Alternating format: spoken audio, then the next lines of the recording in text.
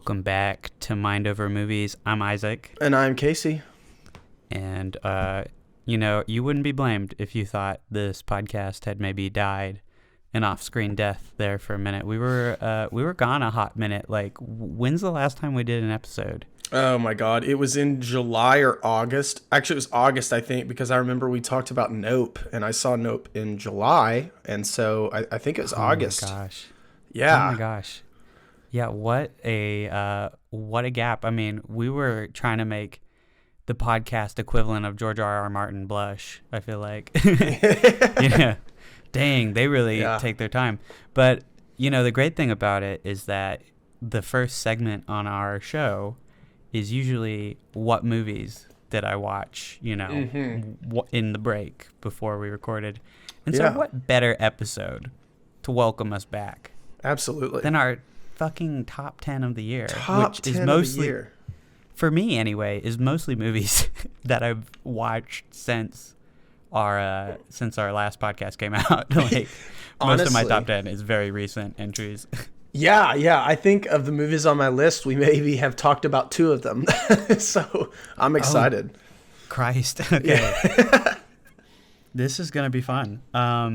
So obviously we want to get to the top 10 best soon, but why just get right into it? We've taken our time getting here today. Exactly. Why not just keep you waiting a little bit? Maybe you have to hear something else first. Maybe that something else is the not best movies of the year. The not best. Let's throw out a some couple might call of bad.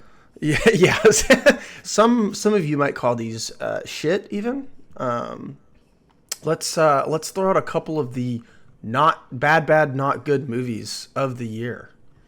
You go first by all means. Okay, absolutely. Yeah. So so I'll just go ahead and start with the honestly, these two films are tied. So I'm going to say on both. I'm not going to spend a whole lot of time on it, but basically these are my bottom three films. And the runner-ups are Smile and Jurassic World Dominion.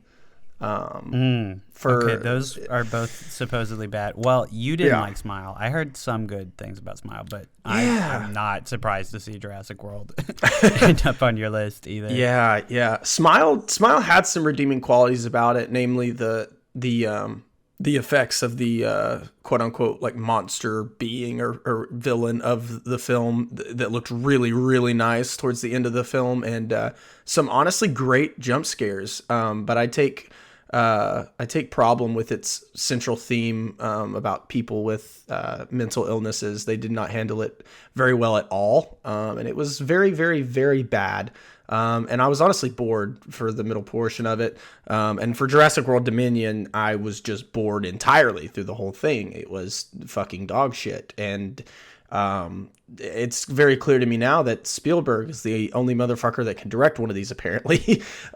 So, just not a lot to love about either of those films. Yeah.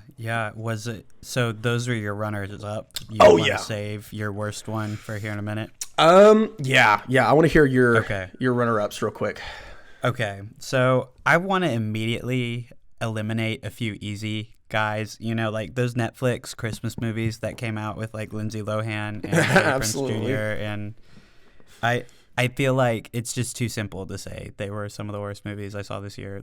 That's obvious. Also, with Monster High, a movie I watched because of my work. And I was like, this is not for me. This is not my demographic. Also, this is bad, but it's Punching Down. It's a Nickelodeon channel movie. Right. Too easy. But of the runner-ups to the worst movie I saw this year, I would say Men by Alex Garland, and this one hurts. Because I have loved Alex Garland a lot. And I haven't seen... So something I should clarify is I don't really try and go and see movies that I know I'm not going to like.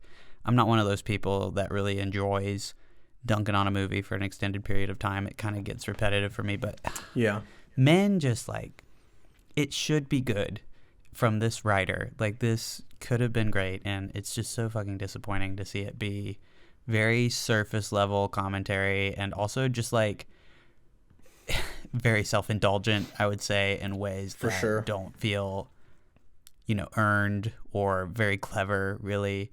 And it's just like, it's just such a disappointment, which makes it sting worse.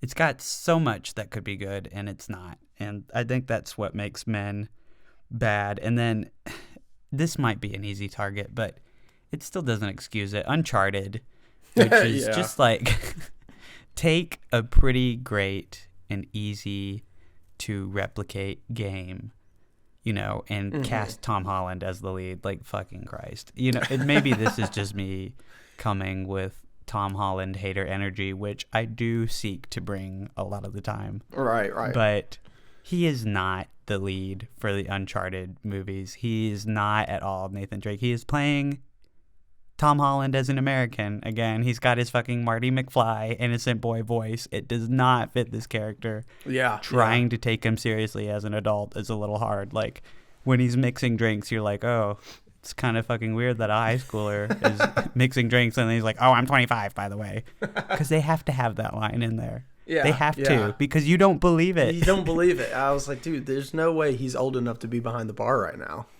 No way. Yeah. No, I have it at number 44 out of 52 on my list. So it's pretty low for me as well. I just don't understand. Like you, I don't understand how they fucked it up so bad. Yeah, and Mark Wahlberg, though, kind of surprising that he's the worst choice. Like, you can at least tell that, like, Tom Holland might be trying. Mark Wahlberg is absolutely there for the check. He has never heard of these games before, does not intend to learn anything about them. He does not care. Here for the meme. Yeah. Don't look up Mark Wahlberg hate crimes, or you'll have a fun time on Wikipedia. Nice. Casey, what's your worst movie that you saw this year that's not a little easy target? Yeah. So you might call this an easy target, mainly because it's been ripped on all year, but I truly have not had a worse experience watching a film this year than I did watching Thor: Love and Thunder. Oh, shit. Yeah. I still never saw that. And also, you don't have to. I never thought I'd see the day where an MCU film, would be at the bottom, like the bottom of the barrel of the whole entire year.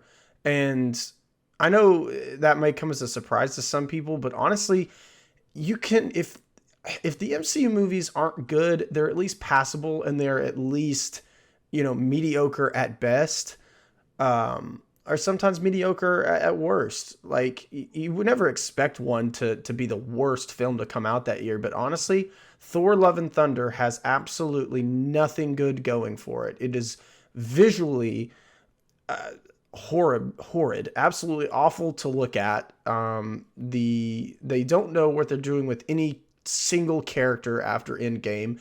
The villain is not at all. Christian Bale tries. He really did. I don't think he cashed it in at all. I think he put in a performance that was okay, but when the rest of the film is a straight up dumbass comedy, and you have all the serious moments immediately undercut by the worst dialogue and the worst, unfunniest jokes you've ever seen in your life directly behind it, it's just awful. And it's Waititi is becoming, the director Taika Waititi is becoming a one-trick pony at this point, which I hate to say, but yeah, this film did absolutely nothing for me. I have it rated at a 0.5 star. It's really, really shite. I mean, this just hurts. Like, I love Taika Waititi usually. I mean, not when he's doing Marvel projects. I mean, I feel like we've always known that's him kind of selling out a little bit. But Ragnarok was kind of special, in the sense that it had a pretty fun tone and kind of elevated the character of Thor. And it's just so disappointing to see the follow-up be what feels like, or this is just me assuming based on what people are saying, but what feels kind of like a cash grab, for everyone involved. Like, just a very clear collection of the Marvel paycheck and bouncing. I don't know. I haven't seen it. I kind of want to see it, but I just don't want to get my heart broken, Yeah, and, it's definitely a heartbreaker. I might just stay away. Did do it. What was your absolute worst film of the year? Well, I'll lead in with my review, and maybe you can guess the movie based off of the review. Okay. I said in my review on Letterboxd, which was, I think, 1.5 stars, which might be a little bit generous. I can believe this movie started development in 2007. I'll give you another hint. The star has thought of this movie as a bit of a passion project for himself for many years now. Oh my God, it's Black Adam, isn't it? Black Adam. Oh God, yeah.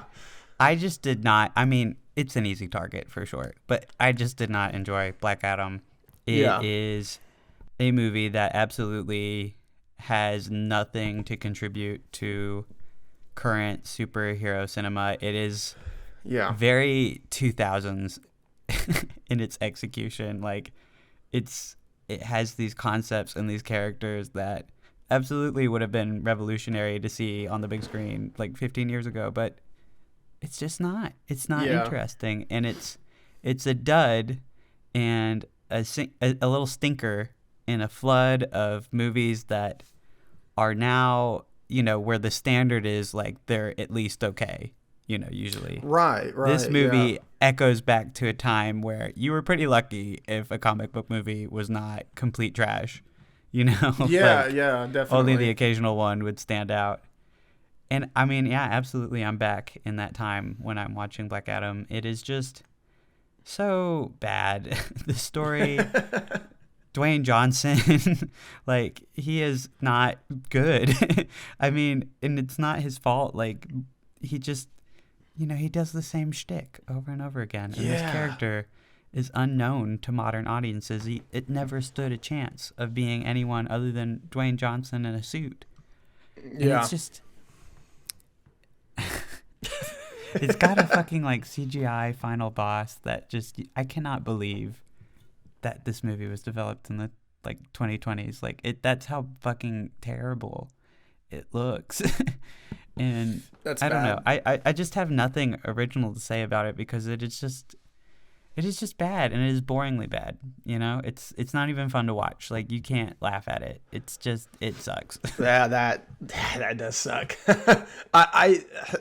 We both got superhero movies at the bottom of our barrel this year, and honestly, I'm surprised that the movie had pretty much. I mean, I've seen this from other people as well, not just you. Just like no redeeming qualities about it, and seeing like so much like, press about how it's been, it's in the works for so long, and it's a labor of love. It's going to change the way superhero movies are operating in the DC universe. And the first thing James Gunn did, becoming head of DC, was saying, nope, there's no more Black Adam films. God, my heart just breaks for Henry Cavill, because he had to announce that shit. He had to be like, I'm coming back. And then immediately be like, nope, I'm not coming back. Actually, whoops. Yeah. Let's get to some positive shit. What are just a couple of quick honorable mentions of films that didn't quite crack the 10, but you think people should still see? I will give you those, but first I want to say that there were a few films I did not get to see before the recording of this podcast. Oh, yeah, for sure. I will absolutely go back and say this is an honorable mention, or this would have been on my list if I had seen them, or if I see them in the future and feel they reflect very high quality. After Sun, that's one. I know that you have some thoughts about that, and we won't be hearing about it. Yeah. Two, crap, I was just thinking about it.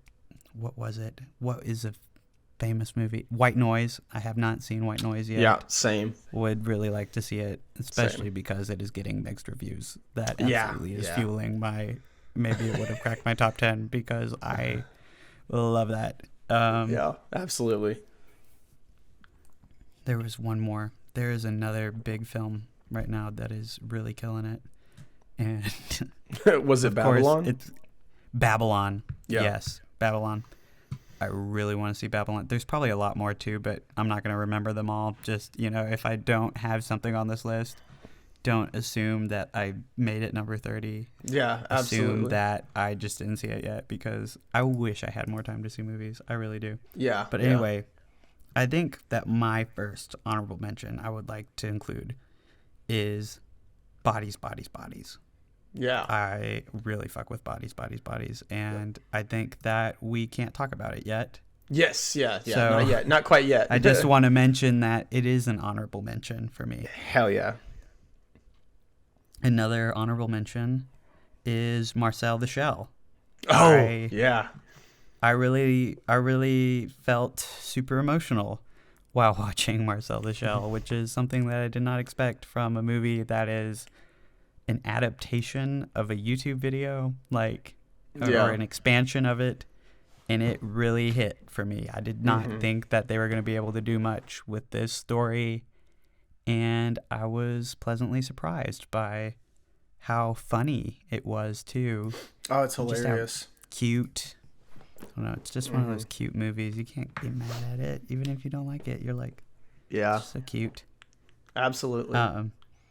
Prey. I really fucked with Prey. Yeah, I'm glad you mentioned that.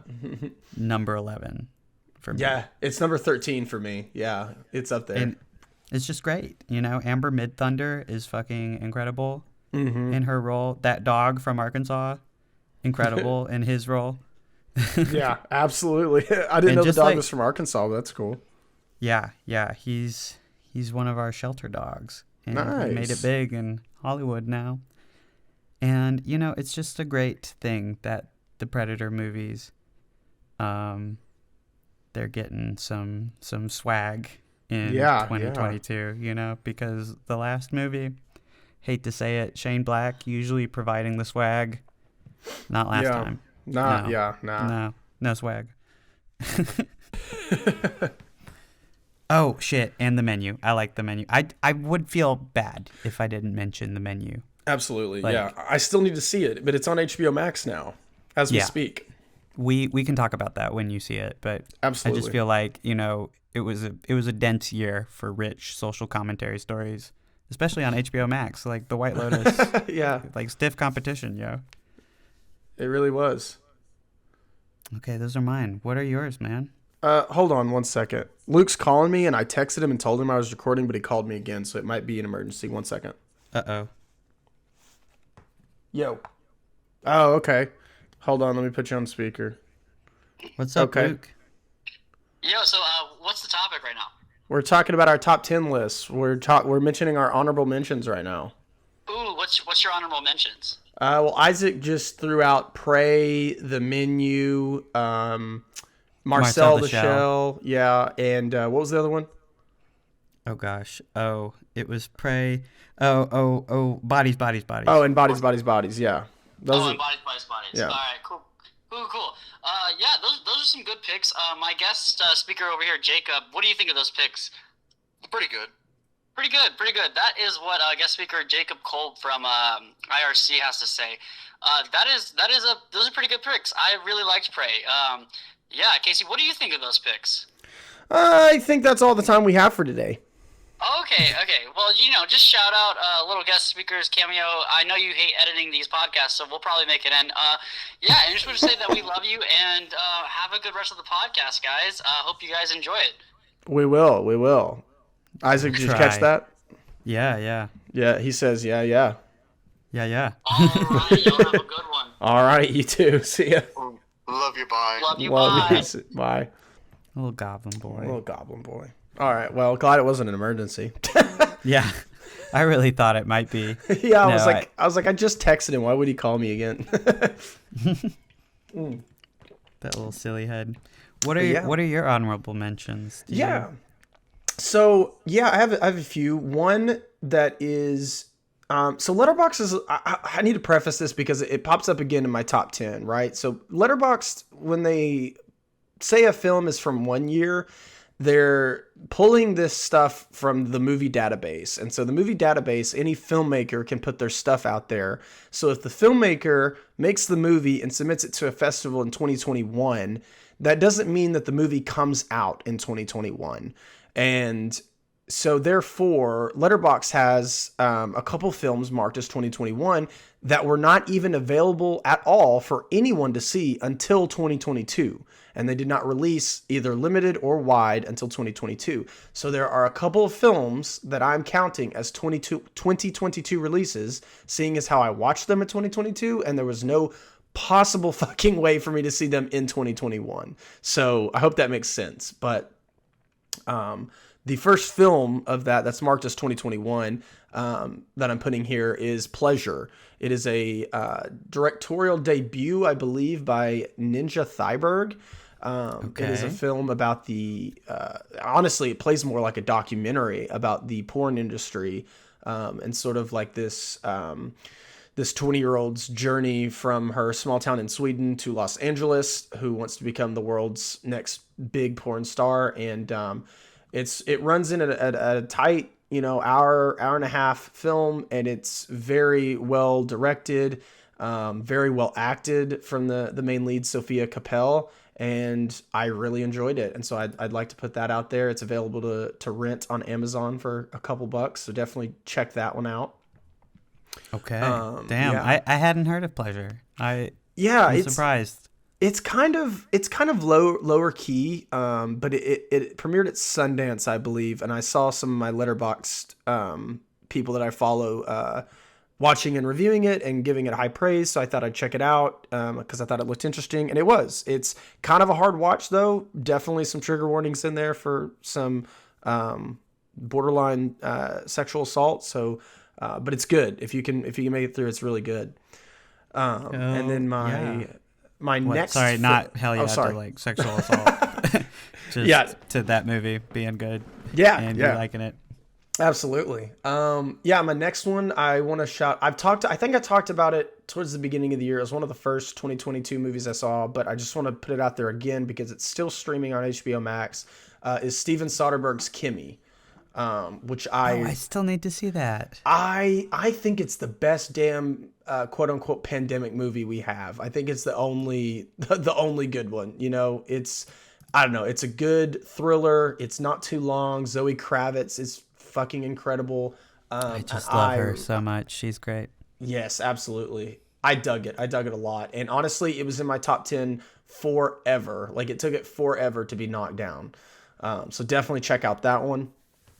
And just a couple more here. I want to say All Quiet on the Western Front, directed by Edward Berger.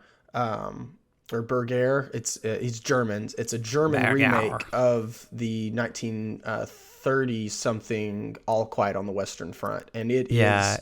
And that's an adaptation of the 1927 novel.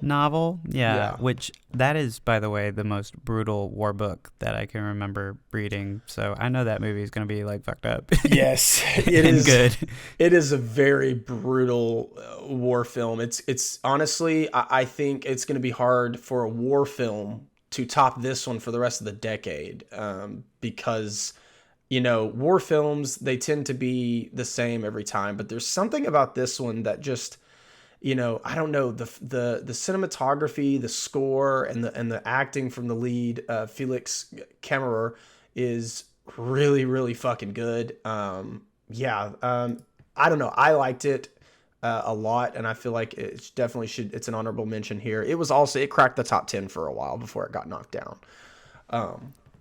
And hell yeah. My last honorable mention that I have got to mention this. I don't think many people know about this film. It's on Netflix. It's called Athena. Have you heard of this? I have heard of it because it's been in a couple of top 10s recently, but I don't know much about it. Absolutely. So it's about I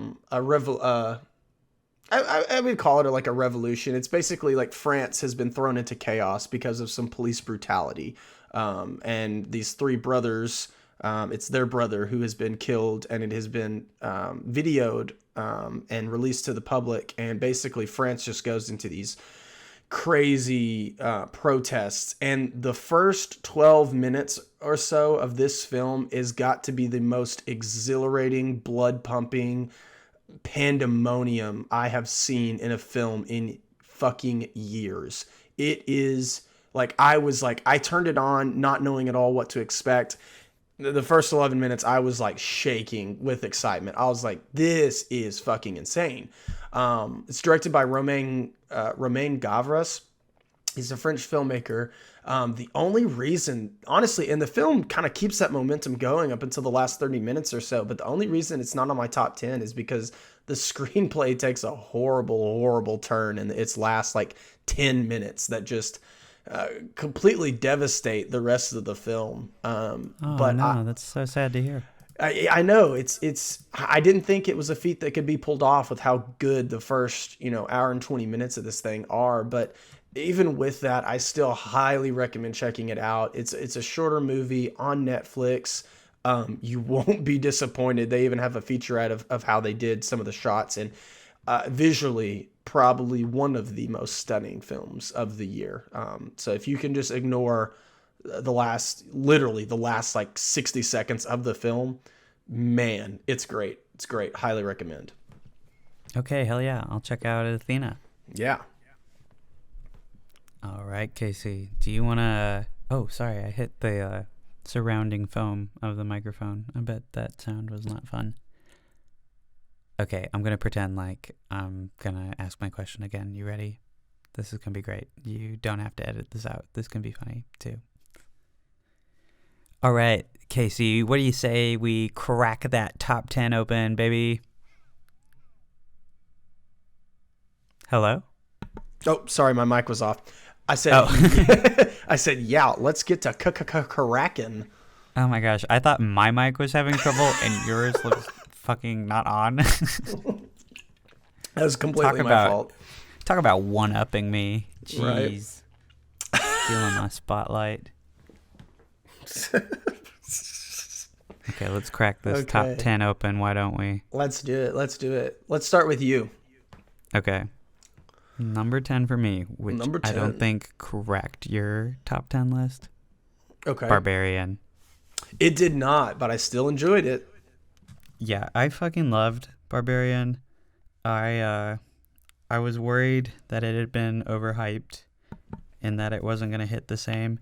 Honestly, I would like to rewatch it at some point and see if it's as fun on like a second viewing, but I just absolutely fucked with the act structure changing of this movie. It was funny.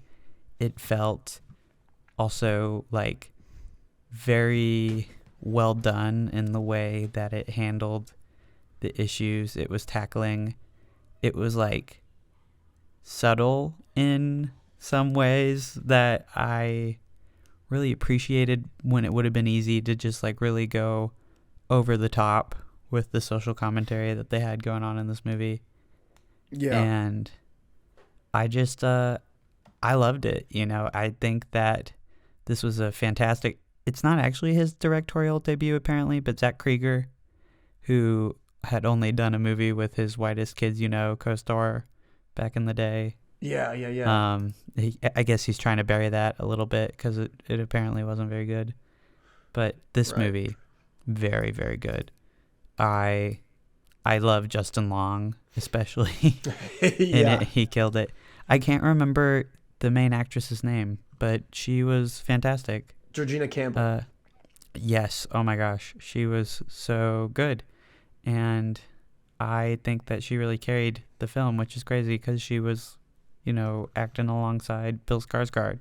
Yeah. Who is just generally very good at being a creepy dude. But apparently in this movie, they take a little twist on that. I'm trying not to spoil Barbarian because I also think that part of the beauty of it is going in blind. So I want to recommend it first and be like, if you haven't seen it yet, please do. Yeah, absolutely. Yeah, I thought it was, I share the same sentiments. I thought it was very good. The twists were the best thing about it. You never know where this movie's going, and I think that's amazing. So definitely check it out. Yes, please do. What's your number 10, man?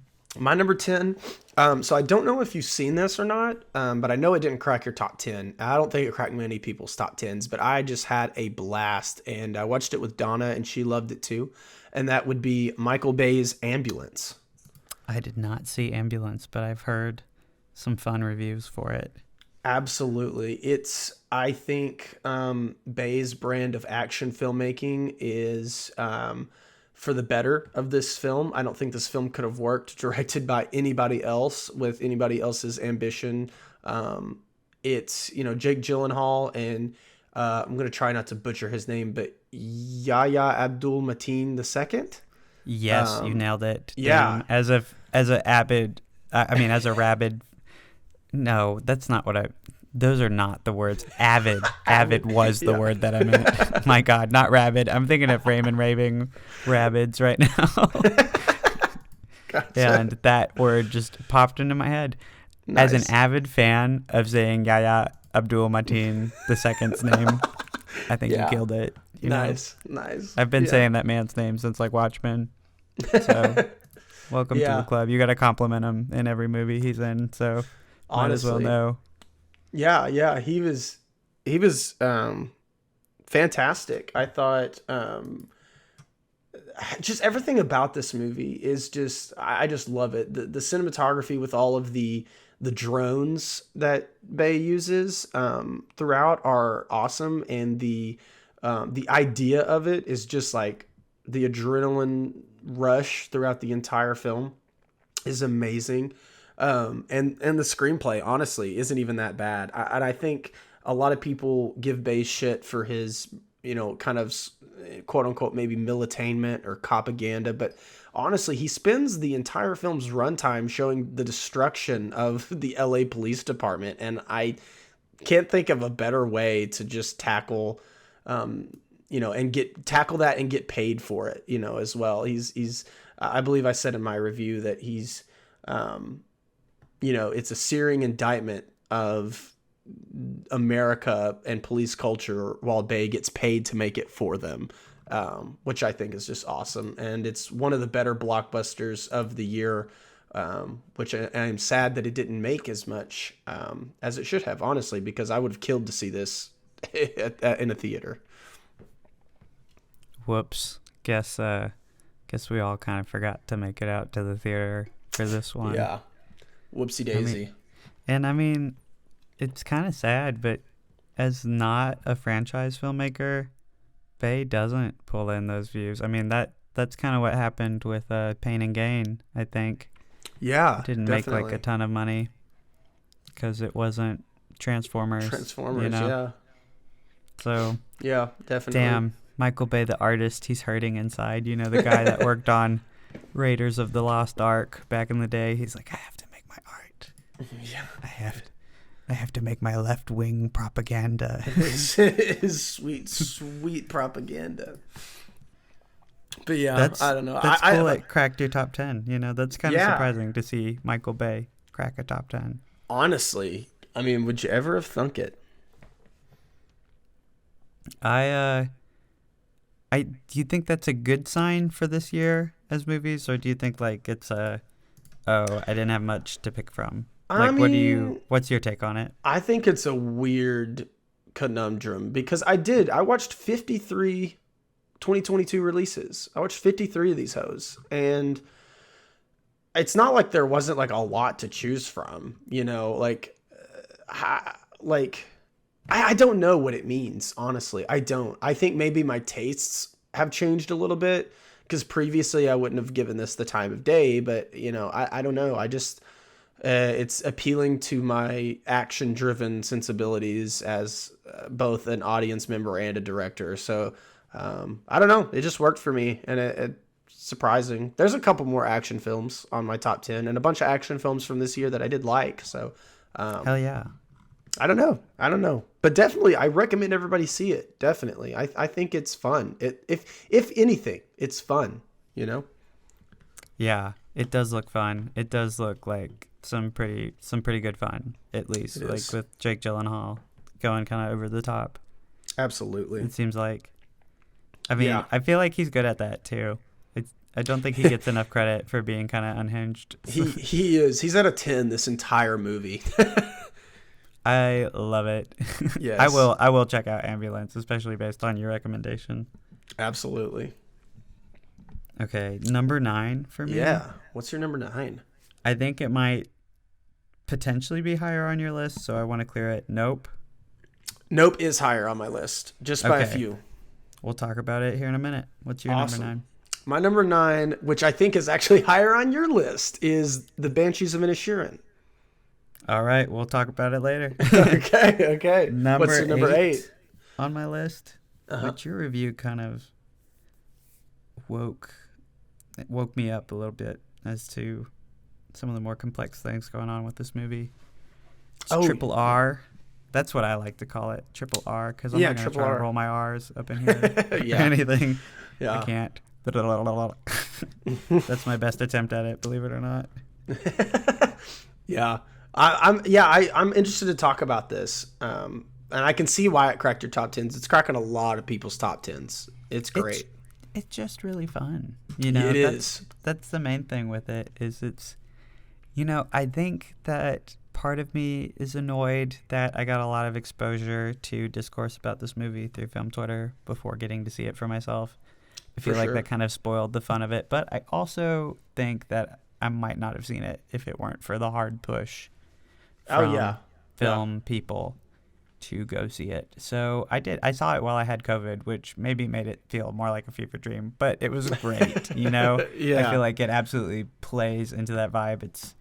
It's crazy in a year where, like, you think, you know, action can't be, like, too wild anymore. This movie just, like, goes, like, so far with it. Like, in the first 15 minutes, there is a fight sequence that is just mind-blowing because it is sick, you know? Yes. And that's what this director is here to do. And he does not at all play games. Like, he is not trying to pretend to be, like, a very smart, you know, storyteller about India's freedom fighters, you know? Yeah. It's completely fictional. It's a bunch of fucking bullshit. Right, and they don't pretend like any of this, like, happened or should be taken very seriously. Yeah. It's got incredible dance sequences. It's just so fun, and it's like excess. Yeah. That is great. It's worse than Baz Luhrmann, like, in its excess. But just crazy. It's also apparently right-wing propaganda, which is so sad to hear. Yeah. I unlike Googled... Top Gun. Right. I actually wanted to. I liked this one, you know? Right. Damn. Yeah. Yeah. And I did a bunch of, like, reading up on it. And it's very, very subtle. Like, pretty much every person that wrote about it was like, honestly, it's like, it's not surprising that an American audience would miss it, and they can't be faulted for it. But it's important to note what's going on in India, and while this film comes out, and why and how it's getting so much attention is very bad for. I'm not going to say it's very bad. They're basically saying, like, keep, you know, one eye open, essentially, because in India there's violence at the movie theaters over certain issues, and especially when it pertains to Islamophobia in India. And this film, and after, you know, finishing the film, obviously, and then reading and thinking back to it, I was like, okay, I can see it now. It makes sense. But I don't want to be such a, like, I don't know. After I posted the review, I thought about deleting it because I hated how I came off on it, but it destroyed me inside when I was, like, reading about it, and I was like, I hate this. But then I thought, you know, what's worse than this about, like, Top Gun Maverick and things that are happening with right-wing films in America? I mean, there's really no difference.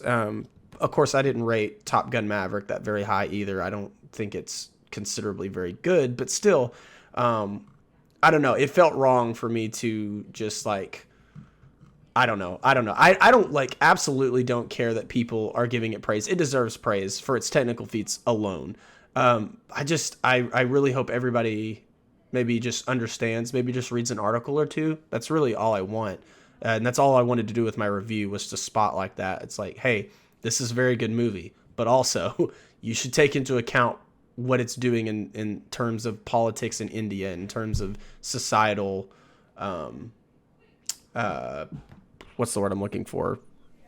I don't know, just issues in India, essentially. Yeah. I think, Modi, the prime minister, I mean, he's a very extreme guy. It just seems like anything in that situation that kind of feeds into that discourse and, acts as a passive agreement, that can be very harmful in a political environment like that. And with tensions being as high as they are with Pakistan, between those religions, it's just very tough to, come across a movie like this, which kind of adds harm to the situation and a negative message, and not realize it. And it is kind of like the sting of betrayal to realize, like, fuck, there was some stuff going on here that I didn't fully understand, and it sucks. And you got to bring that up. It's okay to bring that up, I feel like, and it doesn't make you like a Debbie Downer. Because I mean, this is kind of how I feel about Top Gun. It's like, yeah, I feel like I'm being kind of hippie about it. Like, I get that it's a well-crafted movie. I get that the action that I'm seeing is incredible, that it makes someone feel good to see, especially in a IMAX theater or whatever, multiple times with your dad who loves the military. Right. But, like, it's also a military ad. Like, that's part of the reason that it's so incredible, is that the military benefits from it and actively wants content like this to exist to drive up recruitment numbers. And the plot of the movie, I just can't get over it. Like, we're rooting for a young man to go through this training program and become, a military man and potentially die in these training exercises because his father died in a training exercise. Like, are you kidding me? That's horrifying. I don't want to root for that. Yeah, like, same. He's about to throw his life away for a conflict with a fictional country because you can't name a country that rivals the U.S. because we spend more than any other country on our military.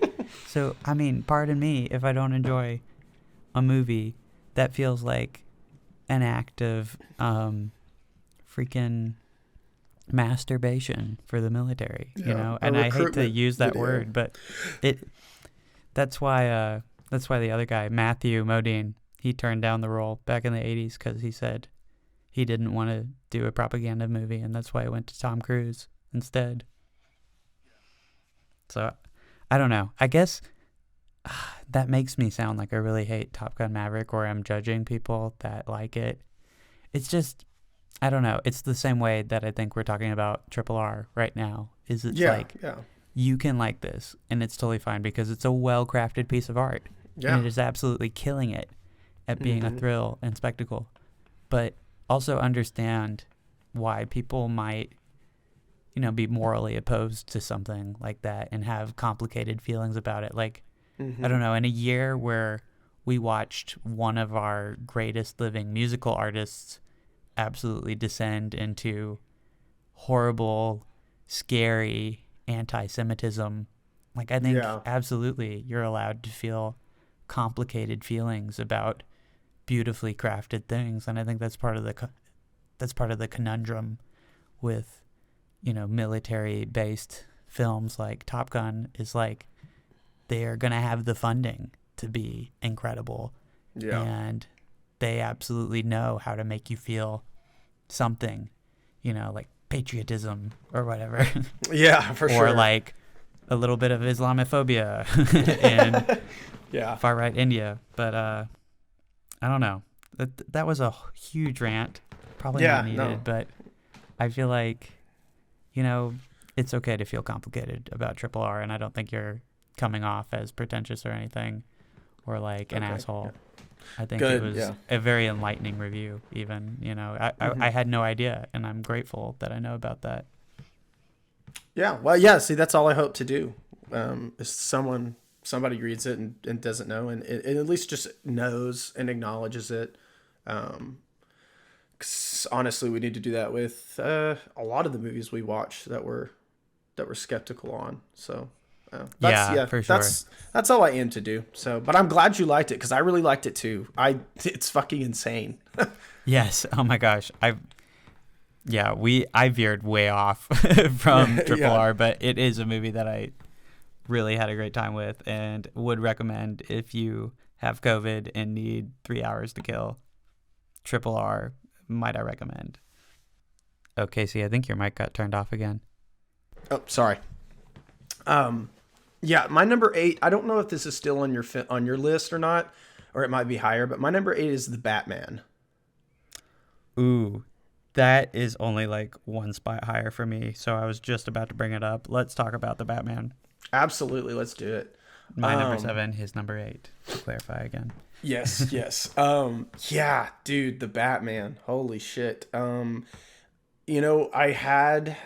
had definitely regret to inform the public that even though Robert Pattinson was cast as Batman, and even though Paul Dano was cast as the Riddler, my favorite Batman villain, and Paul Dano, one of my favorite actors, and even though Matt Reeves, one of my favorite directors, was all included in this project, I regret to inform everybody that I still had doubts about it going in. I was excited, but I was cautiously optimistic.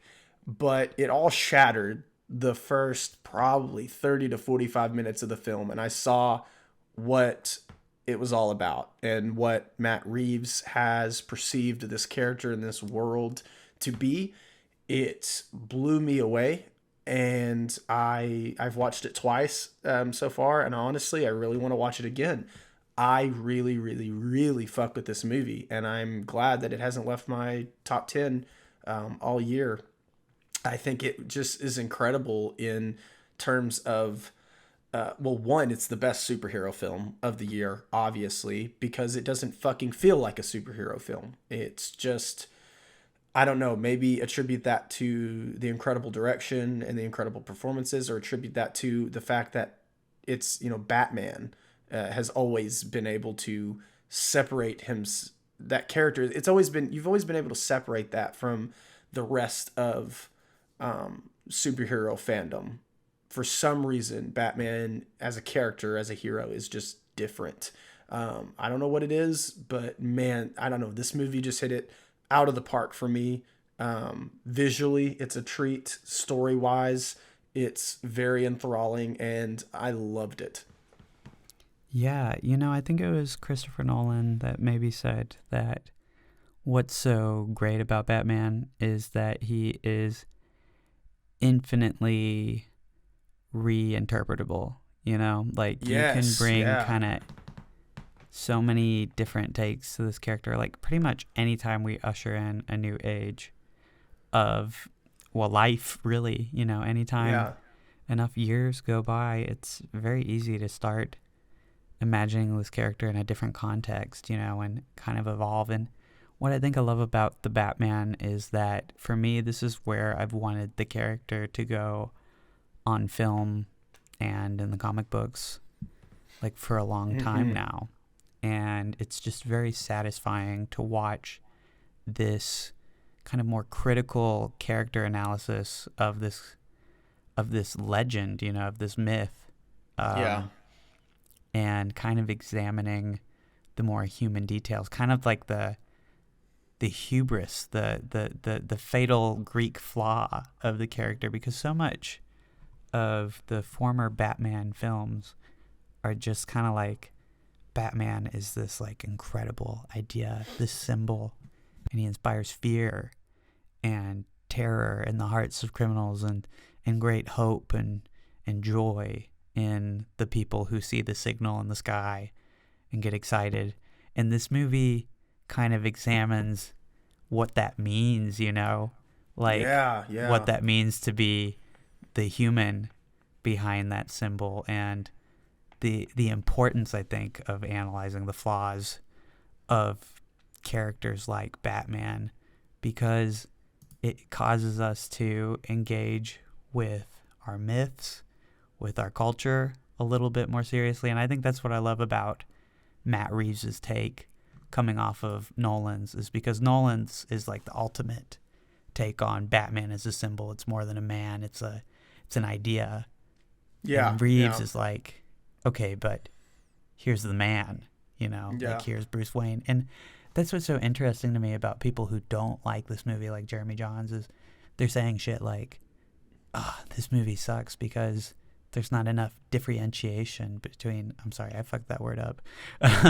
There's just not enough difference between Bruce Wayne and Batman. They're calling Robert Pattinson boring, like playing too much to one side of the character. But that's absolutely the point of the movie. Absolutely. And I think that's what makes it great. Yeah. I think that's why I love it. And even though it might not be as solid in terms of pacing as something like The Dark Knight, I think it might be my new favorite Batman movie still. And that's a tough feat because Batman is an incredible character and his movies are consistently my favorite of any comic book character. So same. I love him. I mean, if you know me, you know The Dark Knight. It's like my favorite movie of all time for a lot of reasons, Batman just being one of them. But yeah, there's something about this character that is just infinitely, interesting at all times in almost all iterations. I say almost because Zack Snyder has a take that I don't like. Yeah. Yeah. But his is very much in line with one of the most popular takes, The Dark Knight Returns, which is a story that I've always had very mixed thoughts about. Yeah, same. But yeah, I think it's safe to say, if they let Reeves do his trilogy, which I hope to God they do, I think this it could be absolutely fantastic. Yeah, I really hope they let him get a little crazy with the sequel. I heard a rumor that Jenna Ortega was going to be Batwoman, but wow, I wouldn't be mad at it. I wouldn't be mad at it either. I kind of hoped it was true, but it is definitely looking like an unfounded rumor. But hey, I'm gonna manifest it a little bit more. Let's do it. Because she's really good. I haven't seen the full show of Wednesday, but when it's on in the background of things, I really take note. She's killing it. She is. And fun fact about Wednesday, can I have a little anecdote, even though it actually isn't very personal? Sure, yeah. The male lead in Wednesday, I think his name is Tyler on the show. Oh, that I already dude, know. Hunter Doohan, is from Fort Smith, Arkansas, and he literally went to the same high school as me, like a few years ahead of me. So I didn't know him, but that's just crazy. That's just crazy to see someone from the South, like from Arkansas. And I mean, he's had success. Like he's been Bryan Cranston's son on a show, Your Honor, I think it's called. So, I mean, and he was on Westworld, which good luck trying to watch that. Yeah. It's not on HBO Max anymore. Anyway, cool little aside. He's from definitely. My hometown. Yeah. Donna, I think had sent him like a DM, just basically congratulating him because she watched Wednesday and she really liked it, and I watched him in it, and on it, he's really good, and Wednesday's pretty good too. I didn't watch all of it, but it's pretty good, and Jenna Ortega is amazing, of course. So if the rumor's true, it's dope. Hell yeah. So I guess the Batman was your number 7. Yeah. What's yours? My number 7 is one that I know didn't make your list, and one that I don't think you particularly liked that much. But mine is Avatar: The Way of Water, which I fucking loved. I know there's been discourse about it, but I just don't care. I just can't tell you how much I don't care what any negative thing anybody has to say about this movie is. Well, that's not entirely true. I do care. I do have like a couple of flaws with it, which is why it's not, higher on the list. But I had an amazing theatrical experience with it. I did not see it in 3D because, to be honest with you, I have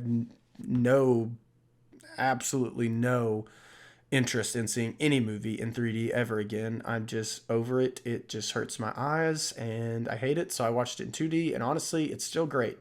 I don't know. I think Cameron hit it out of the park. I didn't really feel the runtime like a lot of people were saying. In a year where we had several 3-hour films that were, raved about, I think this one was like the least problematic one. I definitely felt the runtime in the Batman more than I did here. Maybe because I'm just so interested in what Cameron's got going on. You're just built different. I'm just built different, I guess. But no, I don't know. Visually, it's a treat. Story-wise, I think it's a lot better than it could have turned out. Like it could have been a lot worse, is what I'm saying. Yeah. But yeah, I liked it a lot. And I can't wait to watch it again. And I'm really happy that it's doing good at the box office. I think Avatar really just, as a franchise, might not be my cup of tea. I rewatched the original to prepare for The Way of Water, which is a movie that I definitely, for a while there, was starting to really heavily anticipate. And I think the bummer of it is that I just don't connect with this story, with these characters, and I can admire that it is a very stunning visual feast. God damn, like we were watching Cats earlier today, and it made me really appreciate how Avatar's facial technology is just like seamless, in the way that they're able to blend live action characters in Way of Water anyway with these fully CG backgrounds. I mean, it's just wow. This is incredible. This is why you give your VFX artists, time. But I mean, for me, like as someone who just does not really feel this story, to me it feels like it would have been cooler in the 90s if Avatar had come out. Like it's got a lot of concepts that I think really resonate with 90s James Cameron. Like, absolutely. Oh man, what if you could like kind of cyber hack your body into a little blue person? What if you could just run around and be a blue person all the time? Like, right? Yeah. The fact that he's turned in a cut of Avatar 3 that is supposedly 9 hours. I mean, clearly for him, part of it is just escapism. Just absolutely retreating into his world. And I think, I think one's appreciation for this movie is whether you appreciate that world or not. And I can appreciate the making of that world, but I would be lying if I said I cared for it, Yeah. And Avatar: The Way of Water, I think that your investment in it definitely hinges on that. Because it's kind of crazy. But just like Sight and Sound's #1 voted film of all time, Jan Dillman, Avatar: The Way of Water is a little bit slice of life.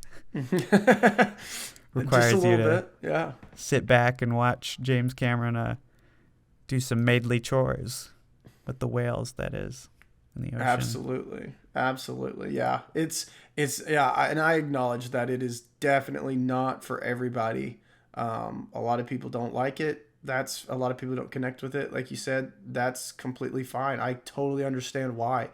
But a lot of Avatar is directly linked to my experience as, like a 9-year-old kid watching it for the first Avatar for the first time, and figuring out that, there's absolutely no way I'd want to do anything else for the rest of my life than, make movies or in one way or another be involved with making something this spectacular. And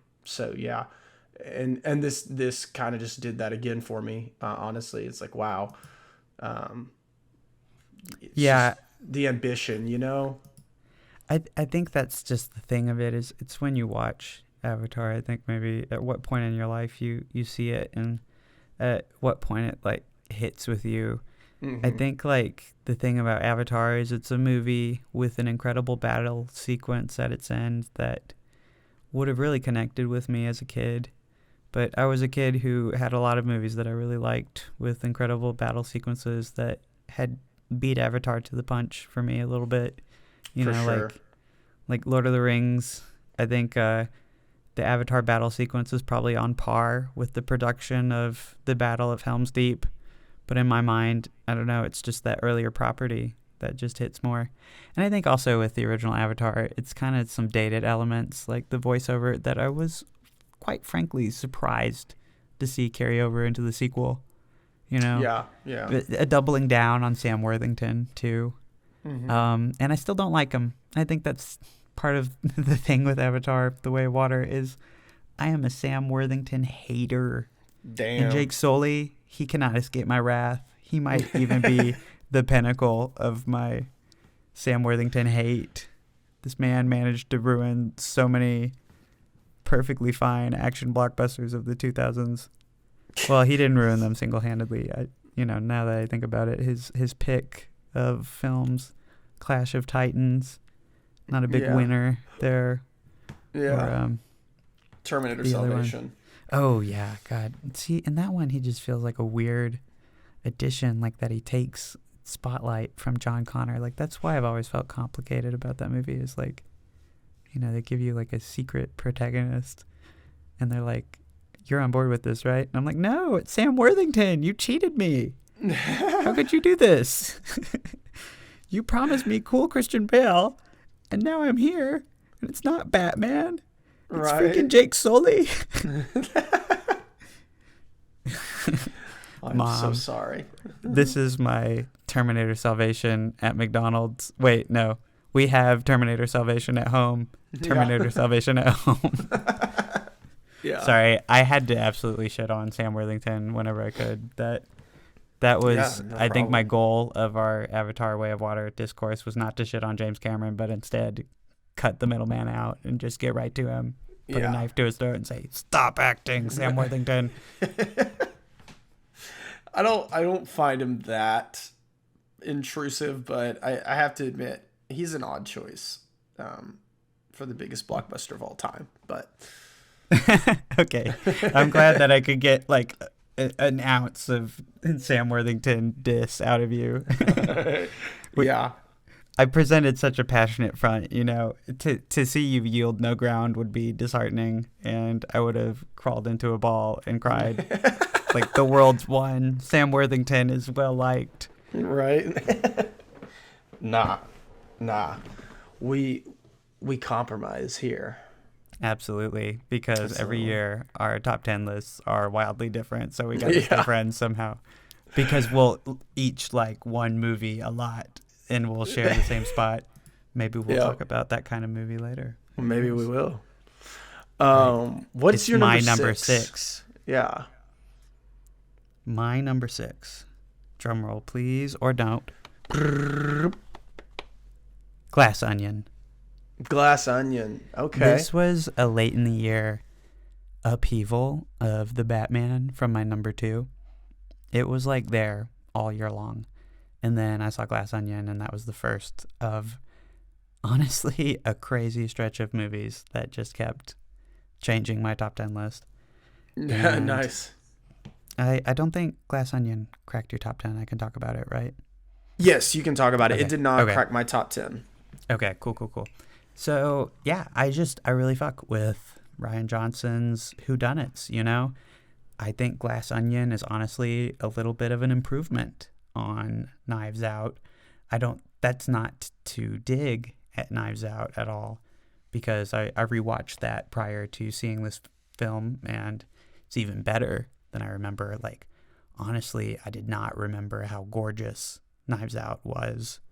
It's shot beautifully. Yeah. It might honestly be shot a little bit better than Glass Onion, but that's fine, because the story of Glass Onion is great.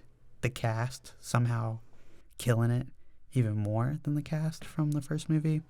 I think just generally, by cutting it down a little bit, they're giving these actors a little more time to shine. I think Janelle Monáe is fucking incredible in this movie.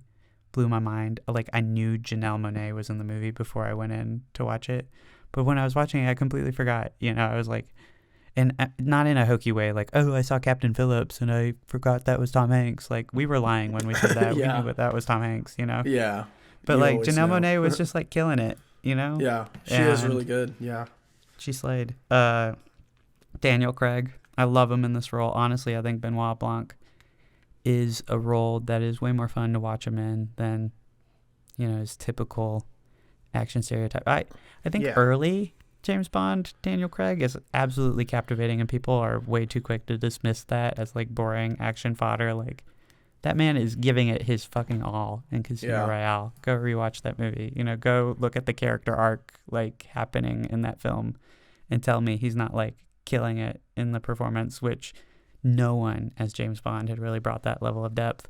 So I don't want to hype Benoit Blanc up without also hyping up Daniel Craig as James Bond, because I think that's the missed point of discourse on Twitter, is that he's just excellent in both. Like, no need to shit on the other role. Like, he's killing it. He's just a brilliant actor. And this movie is just great. I think it's a great time. I think people should watch it. Can't wait to rewatch it.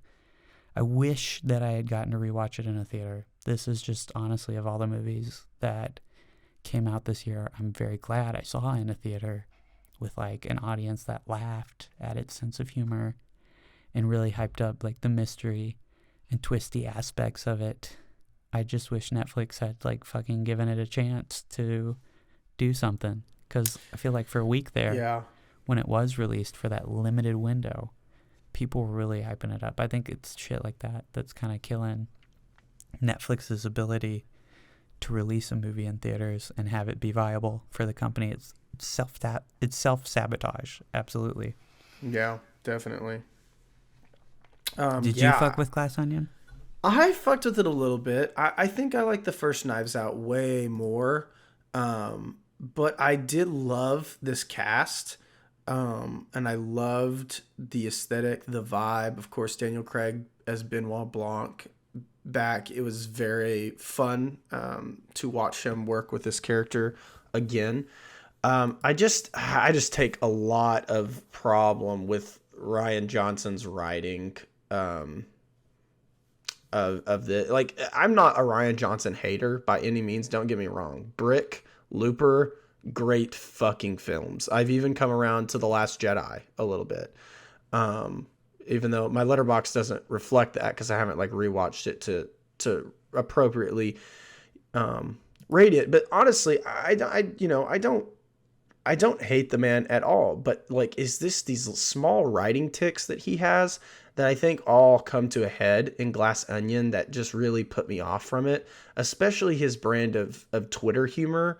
I just felt that the movie was very Twitter minded, and I really want to get away from that. But then again, I mean, it's pretty funny in most of its jokes. It's just his brand of satire here doesn't work as well for me as it did in the first Knives Out movie. So yeah, it's not bad. I don't think it's bad by any means. It just didn't. I guess it just didn't hit with me like it was for everybody else. But I still had a pretty good time with it. Yeah, I'll give you this. Like, Rian Johnson, his sense of humor, I feel like, is very hit or miss for me. Mm-hmm.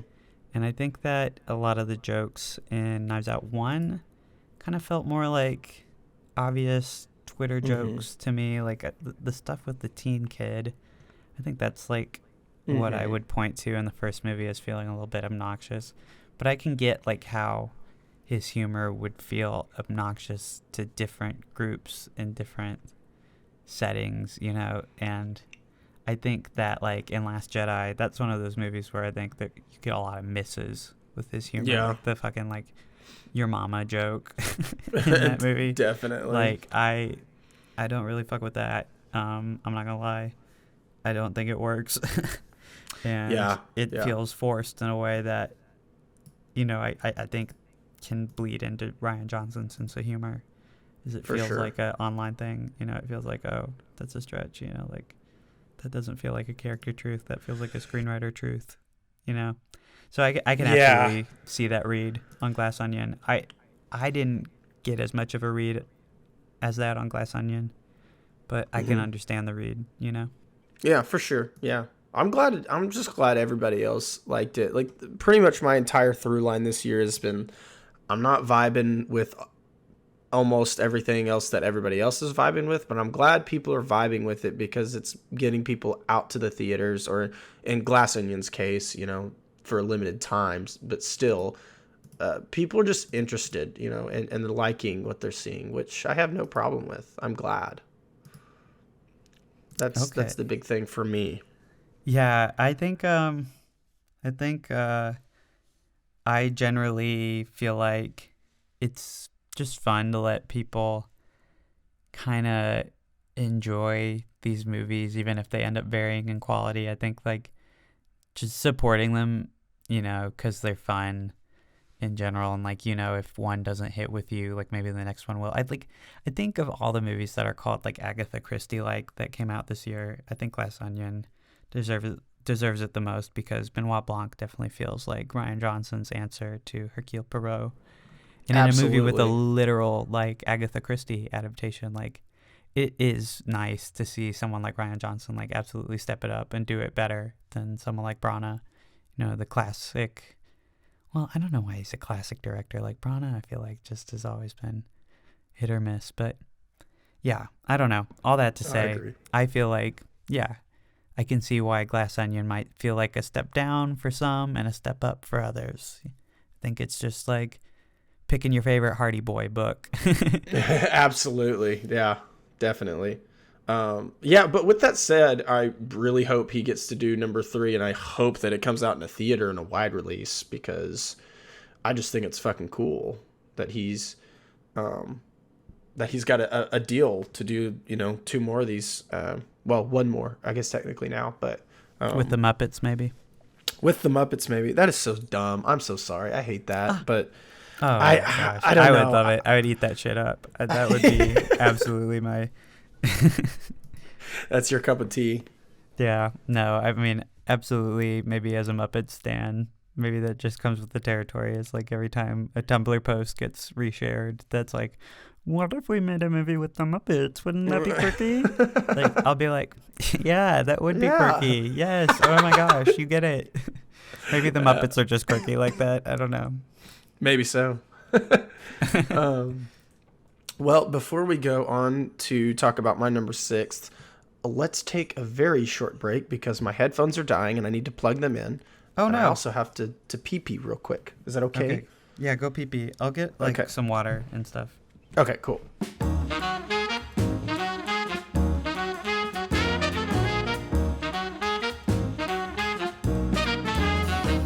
Okay, so were we on your number 6? Yes. Cool. Let's jump in from there. Absolutely. So my number 6, which I think was your number 9, which is Nope. Yeah, what'd you think of Nope? Nope is amazing. I fucking loved Nope. I recently just bought it on 4K, and I cannot wait to watch it again. I've been thinking about it since I saw it, and I just finished reading a book on critical race theory and Jordan Peele's Get Out, and I'm thinking about just doing a whole Peele watch-a-thon and watching all 3 of his films back to back again, because he's great. And the more I think about Nope, the more I love it. It's rich with analysis. Yeah, I think Nope's pretty great. I think that, you know, Get Out will be a hard one to top for a while. Nope probably falls squarely in the middle of my Peele ranking, but my God, if it doesn't have the monologue of the year with Stephen Young talking about the SNL sketch of his trauma. Yeah. Chris Kattan absolutely killing it. Absolutely. Yeah. Oh, everything about his character is so great. Yeah. I just love that I don't know, that consistency that Jordan Peele brings to his movies. Because no matter what you think of the overall product, it will start a conversation and it will have a hold over you, you know, and it'll make you wonder what's going on here, what's happening. And I love that, you know, it's very Twilight Zone-y of him. Which, I mean, it's fitting that he hosted a reboot, but apparently that one's not very good. So, yeah, true. Wah, wah. Wow, wow. But no, thankfully, Nope is good. Nope is very good. Yeah, and it's got some killer performances. Keke Palmer and Daniel Kaluuya too. Mm-hmm. Am I saying that right? That last name, I always Daniel Kaluuya. Yeah, I think I said that. Yeah. Daniel Kaluuya is right. He said, Jordan Peele said that's his De Niro, and I love that because I feel like they're a great pair. They are such a great pair. They are so good. Yeah. And Lupita, my God, and Us, she's fucking incredible. So yeah, he always gets a great lead performance at the very least. It's kind of a shame that I don't think these two are being shortlisted for their categories. Yeah, me too. I hate that. This movie, wouldn't it be rad if it won Best Picture? Honestly, it would. It would be rad if the oh God, what's his name? The guy who works at the tech store. What's his actor's name? Do you know? Oh, it is Brandon Perea. Oh my gosh. Well, he is incredible. And I would love for him to get even Best Supporting Actor because he's delightful in this movie. He plays it so well. I loved seeing him. Loved the dude with the deep voice who's the director.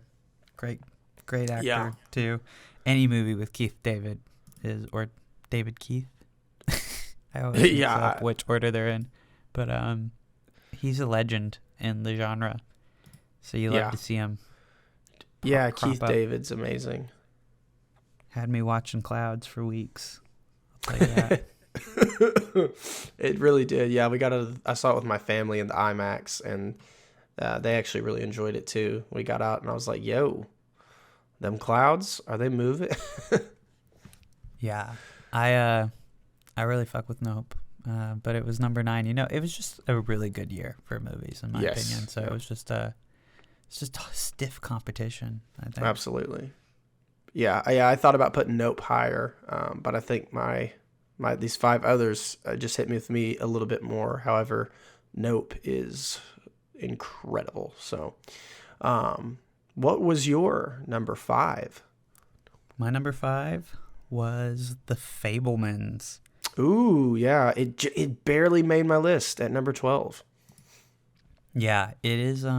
It's just a really great family drama, in addition to being, what feels like one of the more authentic kind of biopic movies that has come out in recent years.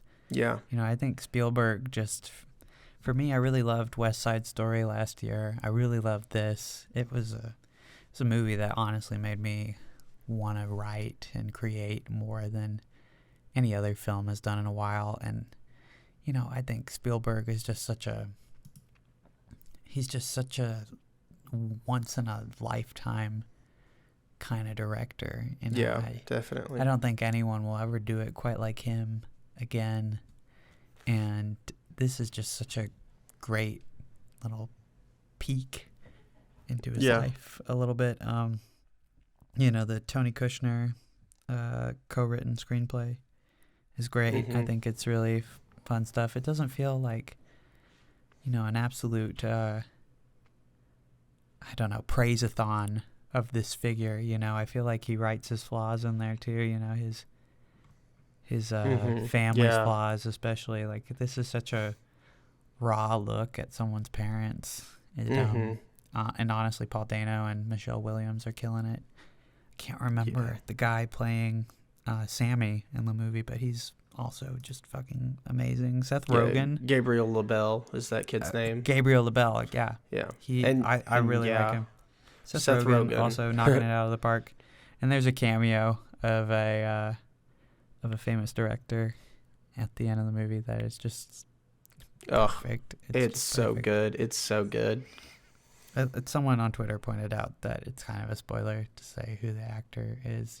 Like film people want to go in and be surprised by that. So absolutely. I won't say if you haven't seen it, but what a perfect choice for what they were going for.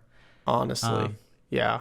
I don't know. Super emotional. Made me feel very emotional. I loved it.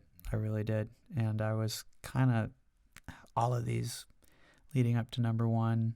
Well, leading number 4 and number 5, they kind of flip-flopped in my mind. I couldn't make up which one I liked more until today. Nice. Yeah, I agree. I like The Fabelmans a lot. Spielberg is, he's Spielberg. He never ceases to amaze me. Even now in his old age and the pantheon of films behind him, he's still making things that just fucking hit, lots of great memorable lines from this thing, and scenes. And I really dug it as well. Yeah. Nice. Yeah. Well, I'm glad that it was number 12 on your list. It makes me feel like we're at least mostly agreed that it's pretty good. Yeah. We're pretty aligned with it. Yeah. Hell yeah. What's your number 5? So my number 5 is another one of those movies that was technically 2021, but didn't release until 2022 at all. So I caught it in 2022, and I really wanted to showcase it. So I put it on my list here because it's one of the best things I saw this year. And that would be We're All Going to the World's Fair, directed by Jane Schoenbrunn. Don't really know how to pronounce her last name, but yeah, she's on Twitter. I like her. She is a non-binary filmmaker, and this film is sort of a vehicle to explain the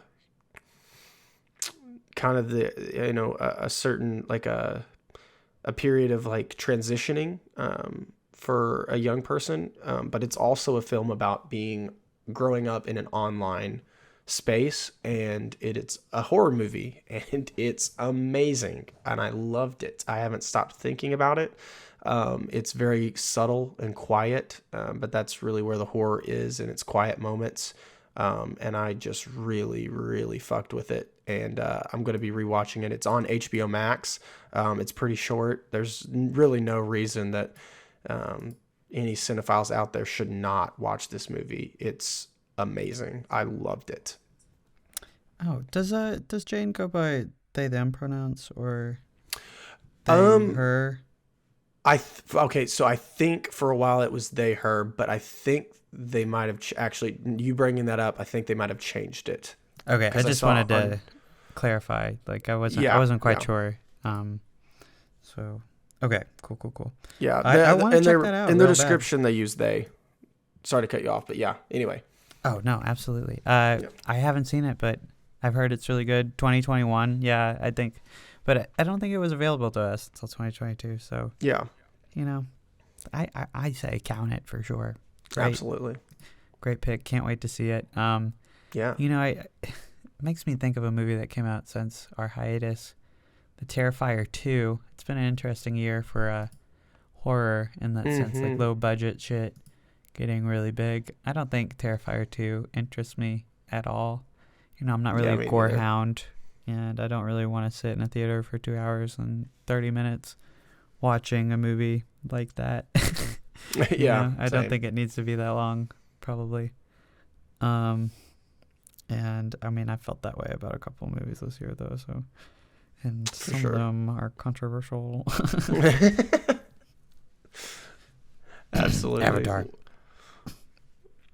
But also, honestly, Black Panther. And also, honestly, a movie that might be higher on your list. So we'll talk about that later. Nice. Yes, absolutely. Number 4, by the way. What is your number 4? This movie was awarded the most boringest movie ever award by my girlfriend Kennedy. So, yep. And I have not seen it yet, so it's going to be controversial, to say the least. But Tar, I highly recommend Tar. I also highly recommend that you want to watch Tar when you set out to watch it, because it is long and it is meticulous, which is all to say it is what one might call a slow burn. So yeah. So I've heard. Just so be along for the ride. You kind of gotta trust in the process of the story, because I think it's very easy to misinterpret Tar. I've heard some stories about the wrong audience finding Tar and thinking it's for them without having the full context of the rest of the movie. I think right-wing people mainly saw a scene of her like owning some kids at Juilliard, and they're thinking, this is a movie for us. But the rest of the movie definitely shatters that idea. So I think you just gotta trust and watch, and it's really masterful. I've never seen a Todd Field movie before. I know he did a Tom Perrotta adaptation, and Tom Perrotta is the guy behind one of the books of one of my favorite movies, Election. I fucking love Election. So absolutely. I take Tom Perrotta shit very seriously. He also did the book for The Leftovers and the book for Mrs. Fletcher, which I read and had mixed thoughts about. But anyway, all that to say, I knew based on that previous film that this was probably going to be interesting, and I was rewarded because, my God, this is an epic character study. Cate Blanchett is fucking incredible. She's always so good. She's always so good. Yeah, it's just a standard at this point. She won the Oscar, luckily, for that Woody Allen movie a few years ago, which, it might be regrettable that it was for that. But, she was great in it. That's always the thing with her is, she's so fucking good. She elevates her material. And in this movie, she's doing something great. She's cooking. Hold up. Let her cook. Hold up. Let her cook. I genuinely think she has a great shot at the Oscar again for this movie. Definitely. I can't recommend it enough. Go check it out, Casey. I will. Yeah, I've already bought it on VOD. And I started watching it. I just got 18 minutes in, and so far, I can't really judge it a lot, but it's definitely I'm literally watching it next. So the next film I watch. Had a concert and had a conversation, maybe. Absolutely, yeah. I'm excited to watch it. Crazy, it cracked top 4 for you. Yeah. I was wondering if it would, but it did. It was almost number 5. Just let it be known, it was close between Fabelmans and Tar. Nice. What's your number 4? Yeah, my number 4, I'm pretty sure we've already talked about on the podcast, so I won't rehash everything. But I just want to mention this is one that you didn't really care for a whole lot, but the more I think about it, the more I like it, and the more I want to rewatch it. And he's a director that I really, really love. He's a director that I gave 5 stars to a film last year, and that would be Robert Eggers' The Northman at the number 4 spot. The Northman was number 1 for the longest time. It took a long time for it to be knocked down from its throne on my ranked list, but it is just badass, and I love it. And I love the kind of subtle, I don't know what you would call it, but it's sort of it slides by the far right kind of manosphere type of enjoyment that that crowd would get for this movie, and it skirts that very intellectually, I might add, and I just love it for that. And it's a good old fantasy film, and actually this film inspired one of the short films that I directed and made for my grad class this past semester. And it's good. I love it. I know it's Viking Hamlet, but this is about as good as Viking Hamlet can fucking get. Yeah, I'd like to revisit The Northman. I don't think it did it any favors that we went to a 10:45 showing. I think we were just asking for a little bit of fatigue from the runtime. Because it is an epic in that sense. I just I didn't feel at the time that it added too much to this story. I didn't feel particularly invested in this take, and I can appreciate Robert Eggers as a director, but for me it wasn't nearly as interesting as The Witch or The Lighthouse. It kind of made me miss the horror element of Eggers' but I would love to give it another shot, see how I feel about it on another viewing, maybe having my expectations tempered for what it is. There have been plenty of movies that I've changed my mind about, and I'd love for The Northman to be one of them. I'd love for Minions Rise of Gru to be a few spaces further back from it in my ranking of every movie that I saw this year, but that's insane. I thought they were about the same, and honestly, I had more fun at Minions. Oh my God. So, I mean, I know The Northman's not a movie you're supposed to have like fun with or whatever, but I mean, maybe a little. It's like Vikings. Maybe, yeah. I had fun with it. Yeah, I don't know. I'll rewatch it one day. Please do. I needed to reassess The Lighthouse at first too. I thought it was good, but I didn't really, get super into it until the second watch. I think The Witch is the only Robert Eggers movie that I've been unconditionally like, okay, this is something really good. Yeah. My first watch. Yeah, I just remembered you're not a Lighthouse stan like I am. So Eggers is a little bit contentious for you. He's just one of those guys that just gets like hyped up a lot, I think. And yeah, you definitely. know how you seem to have some movies that you're like, oh, this got hyped up too much for me. I don't fuck with it as much because of that. Yeah, for sure. I feel like that's 2/3 of his filmography for me. Yeah, and that sucks. Yeah, I know. But The Lighthouse I did enjoy a lot more than The Northman. Like The Lighthouse I can honestly say is great. In The Northman, I can't necessarily agree with that yet. Maybe on reassessment, though. But not trying to be a hater.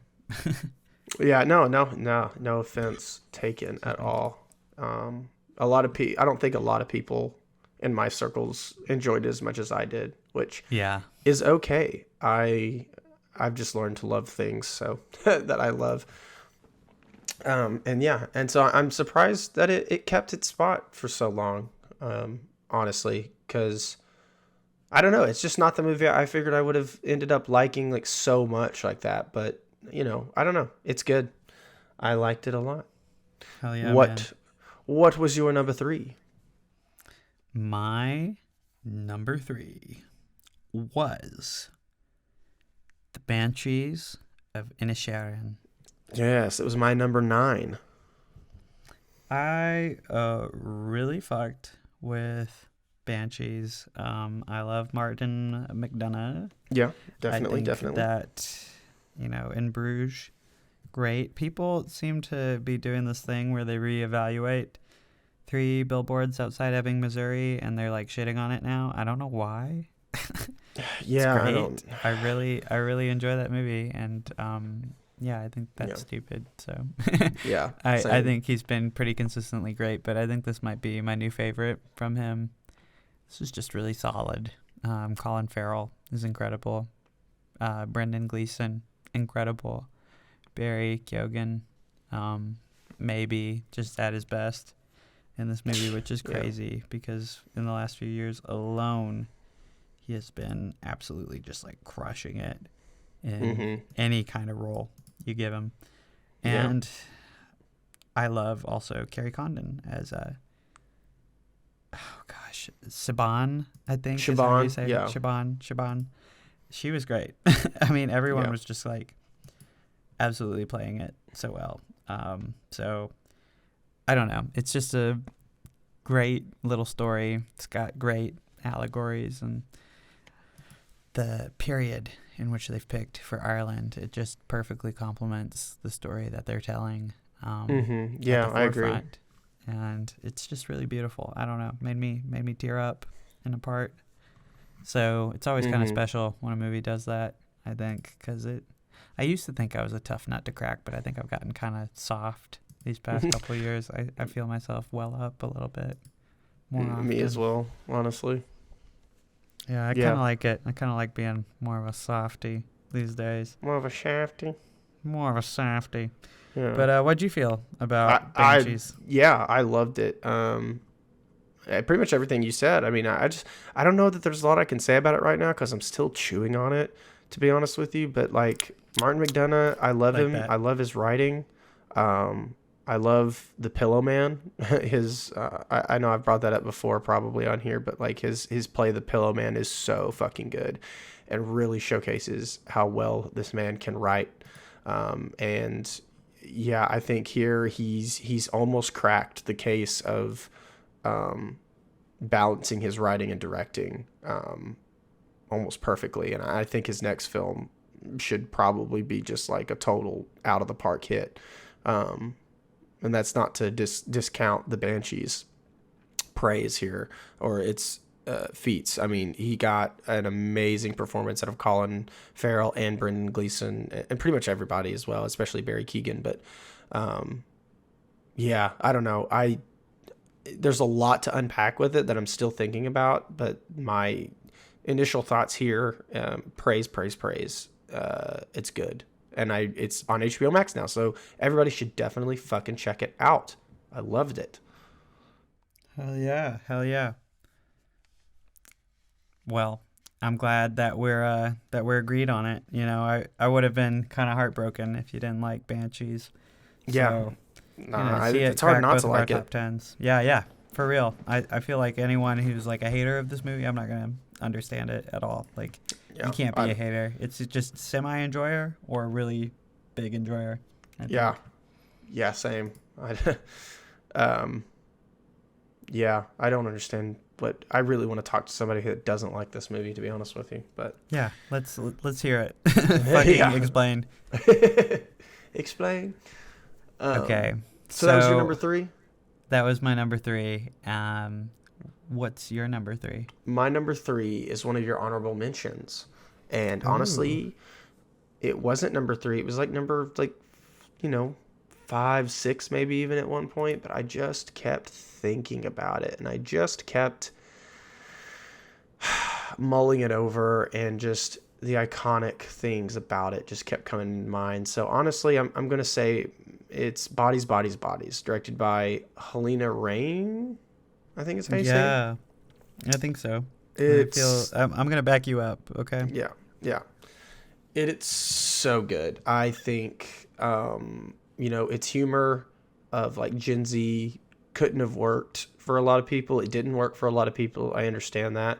There's a lot of just like, mediocre reviews of it. But for me, it hit it out of the fucking park.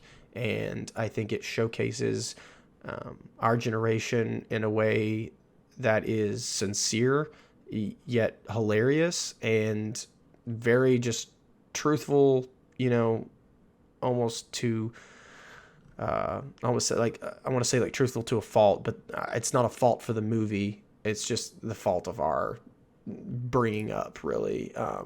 And all the actresses and the two male actors, Pete Davidson and can't remember his name. It's a name I cannot pronounce. Wait, no, it's not. I'm sorry. I'm looking at it's Lee Pace. Sorry. Yeah, Lee Pace. I really enjoy him too. Really, really enjoyed just everything about this movie. It's a great murder mystery, satire, dark black comedy. It's just everything I'd hoped that these kinds of movies are, and this was it. And yeah, I bumped it up to number 3 because it's just so fucking good. I can't stop thinking about it, and I really, really want to rewatch it. So yeah, Bodies was a great time. I had a lot of fun seeing that one in the theater.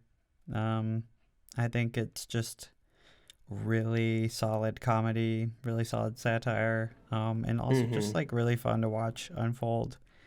Rachel Sennott, I also want to bring up, is like fucking incredible. Yeah. So, God, I can't remember her name from Borat. Maria Bakalova. I really love. She's just killing it in her career. Like damn.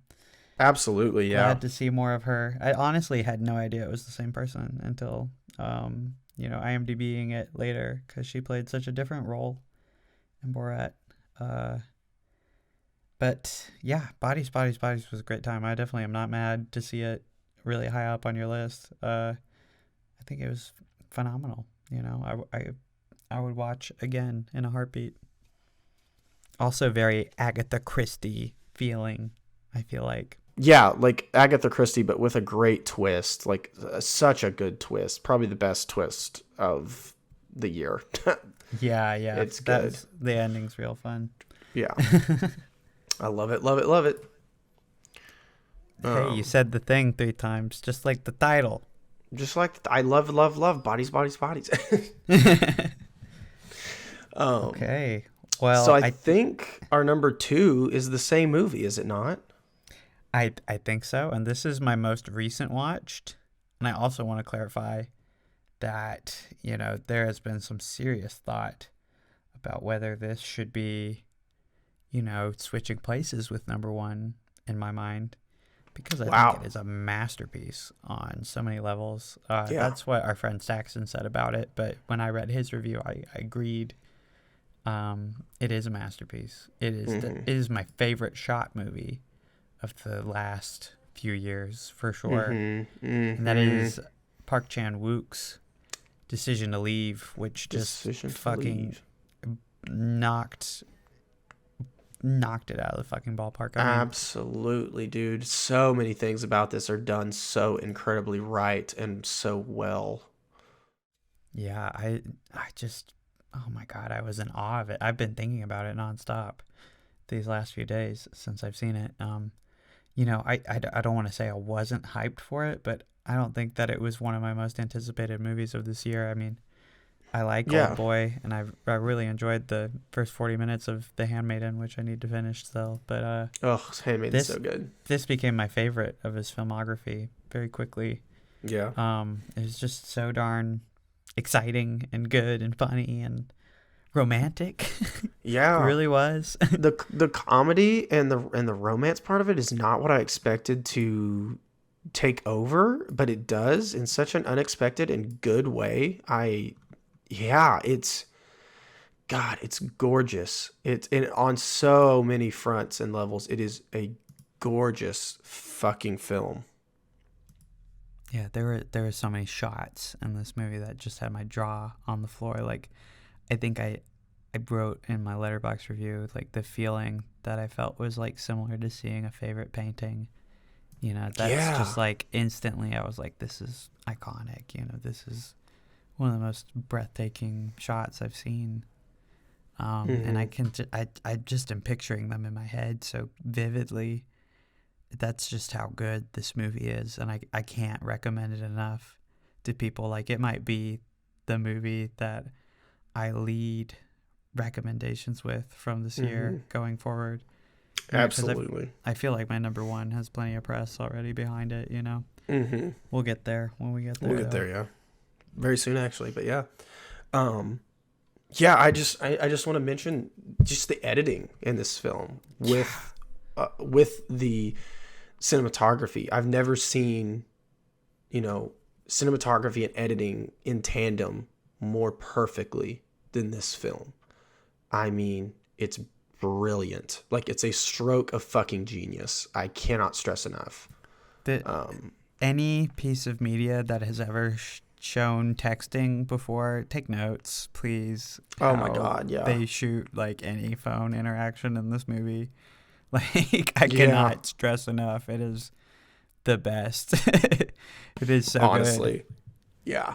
Like, that every frame of painting video that everyone liked about Edgar Wright's visual storytelling and editing and puns, like, there deserves to be a video essay of that caliber made about the cinematography of this movie alone. Yeah. And then on top of that, it's got the story and the performances, to boost that.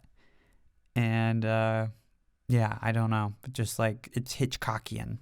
That's the best adjective, I think. Like, this will make you think Vertigo, maybe. I have never seen Vertigo, but the protagonist feels right up the alley of a Hitchcock protag, Yeah. Everything from the even the voyeurist kind of, position of the protagonist is very Hitchcockian. Yeah. Oh my gosh, I just don't want to spoil it per se yet. I mean, but yeah, that the way they shoot even just like the simplest shit with him yeah, like you were saying, it always kept it visually interesting, which in turn made the story interesting, which in turn made the movie just captivating, you know? Absolutely. Yeah, I can't gush about this enough. We'll stay on this like the rest of the night if we keep talking, but it's good. Decision to Leave. That's easy. If you take one away from this, like, go watch that shit right now. Mm-hmm. Yeah, get a free trial. Absolutely, yeah.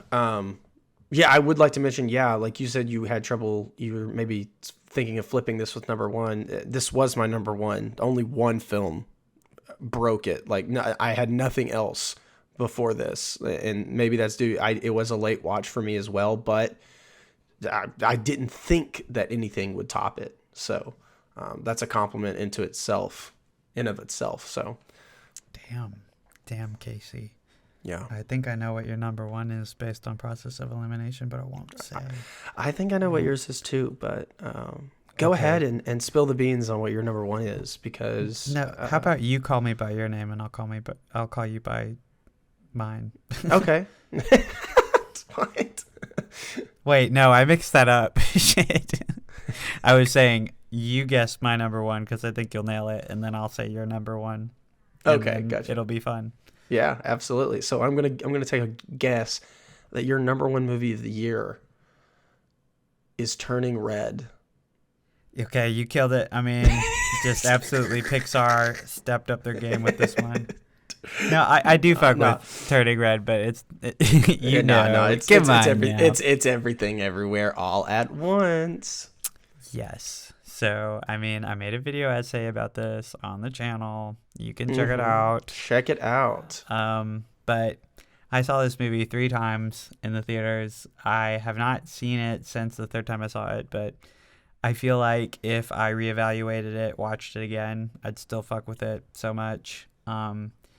This movie just makes me cry so much. Which, I mean, I know that's not like real praise, but like I think there's just so much beauty in this movie. This movie has a wonderful sense of humor. It's got great performances. It's simple, but it makes the most of its low budget and its sets and its props and its actors. It is just fucking killing it in terms of showing you the magic that passion can make when you set out to create a film, and Everything Everywhere might just be one of my favorite films, a new favorite. And honestly, I would describe Decision to Leave like that as well. But man, it's great stuff. I cannot wait to watch it again. I love Everything Everywhere All at Once, and I'm just really glad I saw it this year at a time where seeing it really had an impact on me. Like, it made me feel better about life, and it's weird to say that, like, but when a film does that, it just like hits at just the right moment. That's beautiful in and of itself. So, call it good timing or whatever, but Everything Everywhere will probably stick with me for a long time just because of that. So yeah, I gotta give it number one for sure. Absolutely. And I'm sure it's number one on a lot of people's lists, or at least in the top 10 of a lot of people's for people lists. To bully the New York Times or whatever about oh yeah the Kwans being cheated. I mean, the so Daniels fucked it up. That was so dumb that everybody started shitting on that list. And I looked at the list and I thought it was okay. Like, yeah, it caused me to put some of those films on my list, but anyway, that's sidetrack that I just think is horrible. No, but like a critic's opinion does not have to line up with your own. Like, absolutely. That's stupid. Like, you should not send someone a hateful message just because they disagree with you. Unless, like, they actually have picked some ass films. But just because they didn't fuck with your favorite film as much as you did doesn't mean they're stupid. Yeah. No. It's ridiculous.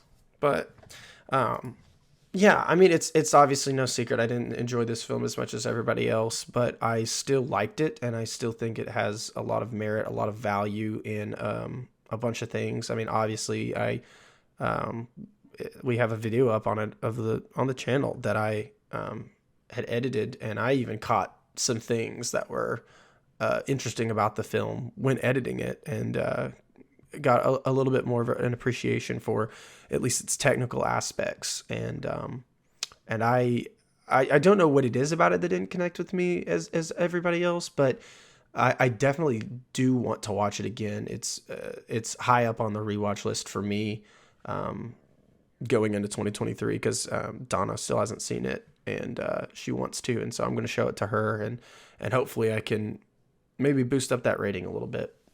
Okay, but I am glad that you liked it so much. You saw it 3 times in the theaters. That's awesome. And we need to be seeing things like this in the theaters and supporting original films like this. Yeah, I mean, it's great, though, that it became A24's highest grossing movie. Like, that shit rocks, you know? I think it sent a good message out to producers, you know, making movies like this. You know, hopefully some more weird shit gets greenlit. And hopefully the Daniels have a long and fruitful career. You know, they've at least proven themselves to be unique directors, I think, with this movie. But I agree wholeheartedly. Enough about my favorite movie of the year. What's your favorite movie of the year? So my favorite movie of the year. Wait, hold on. I forgot. I have to guess it. Yeah, guess it. I would have to say your favorite of the movie. Your favorite movie of the year is Babylon. You are correct. Woof. It is. Sorry about that whole box office thing we were just talking about. Yeah. Yeah, for real. Yeah, no, I just... so I saw this film literally yesterday at the time of this recording. So we're recording this on January 3rd. And I saw it yesterday. And I just, you know, instant classic for me. And I know that a lot of people are not really fucking with this movie. And I have to say, I don't get it. I can see where everybody else is coming from with maybe, you know, like The Northman, with Avatar, with Ambulance, with, you know, Everything Everywhere, with just all the movies we talk. But I don't get the shit on this. I really don't. You know, right now, Damien Chazelle, his last 4 films, 3 of them for me have been 5-star films: Whiplash, La La Land, and Babylon. And honestly, First Man wasn't even bad either. That was a great film as well. I think Chazelle is a director that is going to be considered one of the greats of, you know, the new, whatever age of cinema we're in, the new age. I think I don't even know where to begin to even talk about this movie. It's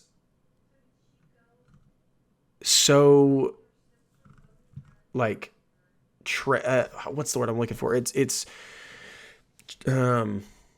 trans something. Trans like literally the word has left me. Like I don't know. The only word I'm thinking of. Oh, transcendent. There you go. Yeah, it's for me. It's transcendent and I think people maybe expected just a pre-code early Hollywood like epic where it's like all just like crazy shit, and it kind of shows like the transition of sound, and it's just like a by the number.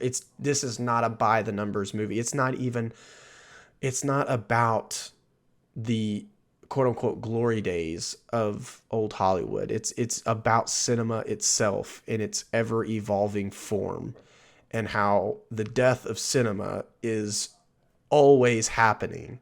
It's always happened. And they use the transition to sound in the film to showcase that.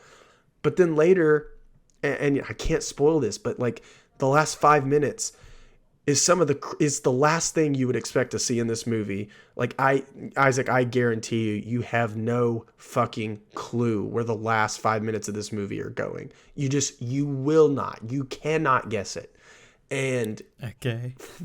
And for that, it just is, for me, the most unexpected surprise, and what makes it work, and really what drives home its thesis. And Margot Robbie's great.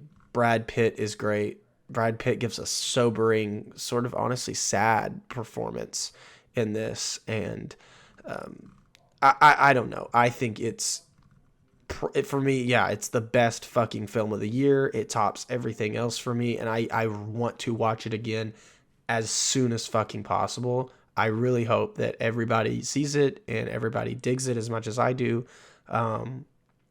I think, honestly, it is sort of an endurance test. You know, for if you like Scorsese's more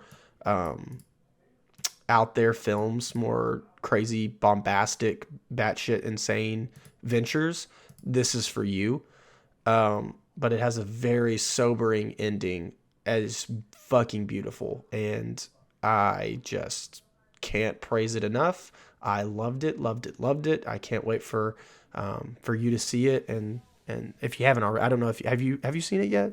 Not yet. I want to pretty bad. It's good. It's very good.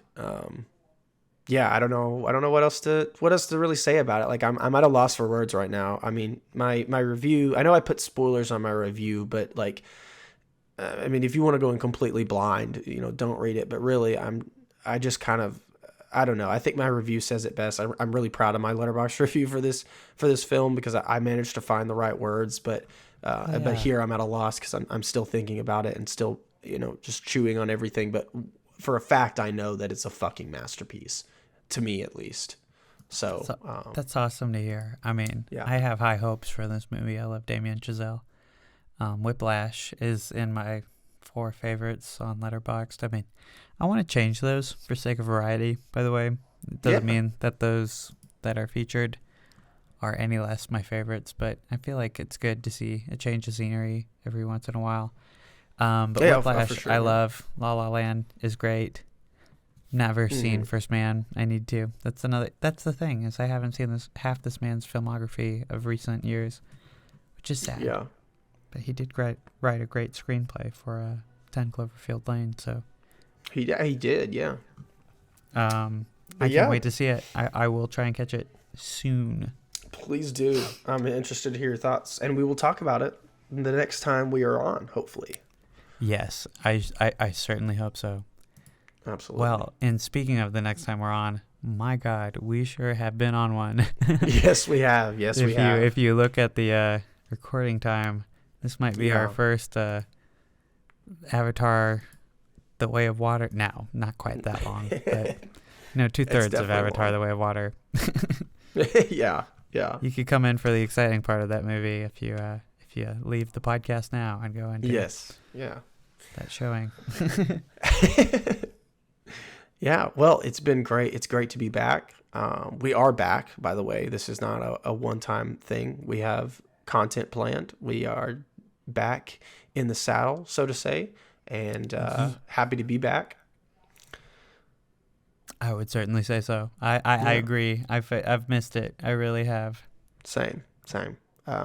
Yeah, I think next episode after this, the next time you'll hear from us, at least in audio form, because we got a couple of videos coming that we won't spoil. But we'll be talking about our most anticipated films of 2023, most possibly. Yes, and so I'll be thinking about those. Will you? I will be thinking about them very much so. And I will also be thinking about the films from this year that are in our top 10. Hell yes. Hell yes. I can't wait. Absolutely. Yeah, I hope everybody has enjoyed our top 10. Please drop your top 10s below or on Twitter. Just shoot us tag us with your top 10 films of 2022. I'm excited to hear what made y'all's list and what didn't, and what you think about our list. Just please start a discussion. Please, engage. Tell us if we had some shit takes or something, We probably did. Who do you like more? No, I'm kidding. Unless. Less. Well. Anyway, I've been Isaac. And I've been Casey. And this has been Yeah, mind over movies and whatnot. We've been thinking about them. The movies. We've been thinking a lot about them. Motion pictures. Etc. Cue the exit. Cue the exit music. No, wait, our exit music is way different vibes from our intro music. It's like very soft and subtle. So chill. Yeah.